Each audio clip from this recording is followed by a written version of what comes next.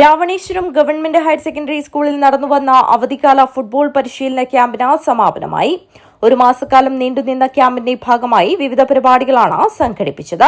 100ഓളം കുട്ടികൾ ഫുട്ബോൾ പരിശീലന ക്യാമ്പിൽ സംബന്ധിച്ചു. ക്യാമ്പിന്റെ ഭാഗമായി നീലേശ്വരം EMS സിന്തറ്റിക് സ്റ്റേഡിയത്തിൽ പരിശീലനം സംഘടിപ്പിച്ചു. കൂടാതെ പള്ളിക്കര ബീച്ചിൽ ലഹരി പഠനത്തോട് കലയോട് കളിയിടങ്ങളോട് എന്ന സന്ദേശം ഉയർത്തിക്കൊണ്ട് ലഹരി വിരുദ്ധ ക്യാമ്പയിൻ സംഘടിപ്പിച്ചു. Uduma MLA CH Kunhambu, Kasaragod additional SP P Balakrishnan Nair, panchayat vice president K Sabeesh തുടങ്ങി പ്രമുഖ വ്യക്തികൾ ചടങ്ങിൽ പങ്കെടുത്തു. രാവണേശ്വരം ഗവൺമെന്റ് ഹയർ സെക്കൻഡറി സ്കൂളിൽ നടന്ന ഫുട്ബോൾ പരിശീലന ക്യാമ്പിന്റെ സമാപന പരിപാടി ജില്ലാ പഞ്ചായത്ത് പ്രസിഡന്റ് ബേബി ബാലകൃഷ്ണൻ ഉദ്ഘാടനം ചെയ്തു.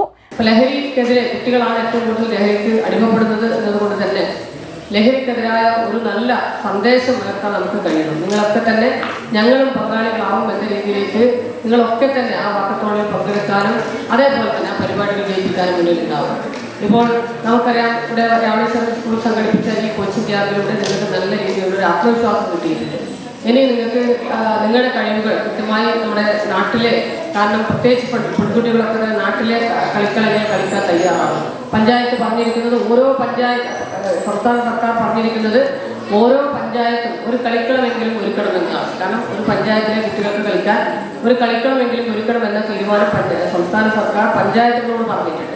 പരിപാടിയിൽ വെച്ച് പരിശീലകരെ ഉപഹാരങ്ങൾ നൽകി അനുമോദിച്ചു. PTA പ്രസിഡന്റ് P രാധാകൃഷ്ണൻ അധ്യക്ഷത വഹിച്ചു.